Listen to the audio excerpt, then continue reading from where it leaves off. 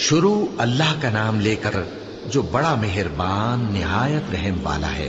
الف لام میم را۔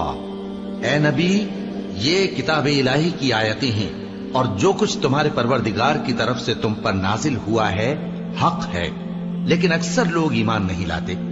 اللہ وہی تو ہے جس نے ستونوں کے بغیر آسمان جیسا کہ تم دیکھتے ہو اتنے اونچے بنائے، پھر عرش پر جلوہ افروز ہوا اور سورج اور چاند کو کام میں لگا دیا۔ ہر ایک میعاد معین تک گردش کر رہا ہے۔ وہی دنیا کے کاموں کا انتظام کرتا ہے۔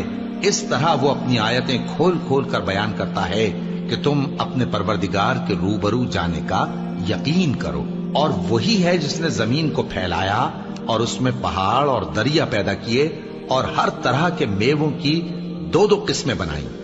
وہی رات کو دن کا لباس پہناتا ہے۔ غور کرنے والوں کے لیے اس میں بہت سی نشانیاں ہیں۔ اور زمین میں کئی طرح کے قطعات ہیں ایک دوسرے سے ملے ہوئے، اور انگور کے باغ اور کھیتی اور کھجور کے درخت۔ بعض کی بہت سی شاخیں ہیں اور بعض کی اتنی نہیں ہوتی، باوجود کہ پانی سب کو ایک ہی ملتا ہے۔ اور ہم بعض میووں کو بعض پر لذت میں فضیلت دیتی ہیں، اور اس میں سمجھنے والوں کے لیے بہت سی نشانیاں ہیں۔ اگر تم عجیب بات سننی چاہو تو کافروں کا یہ کہنا عجیب ہے کہ جب ہم مر کر مٹی ہو جائیں گے تو کیا اثر نو پیدا ہوں گے؟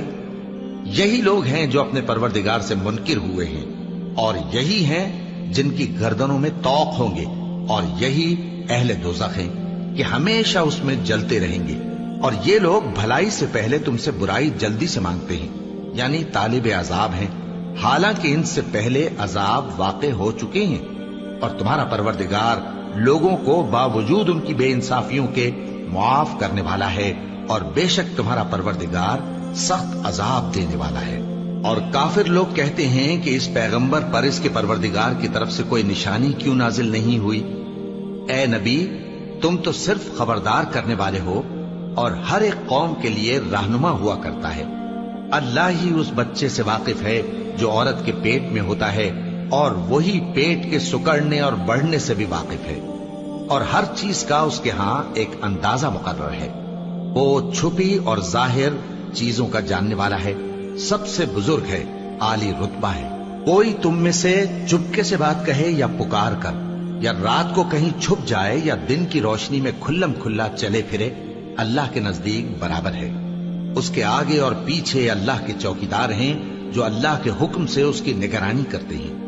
اللہ اس نعمت کو جو کسی قوم کو حاصل ہے نہیں بدلتا جب تک کہ وہ اپنی حالت کو نہ بدلے، اور جب اللہ کسی قوم کے ساتھ برائی کا ارادہ کرتا ہے تو وہ پھر نہیں سکتی، اور اللہ کے سوا ان کا کوئی مددگار نہیں ہوتا۔ وہی تو ہے جو تم کو ڈرانے اور امید دلانے کے لیے بجلی دکھاتا اور بھاری بھاری بادل پیدا کرتا ہے، اور رعد اور فرشتے سب اس کے خوف سے اس کی تسبیح و تحمید کرتے رہتے ہیں۔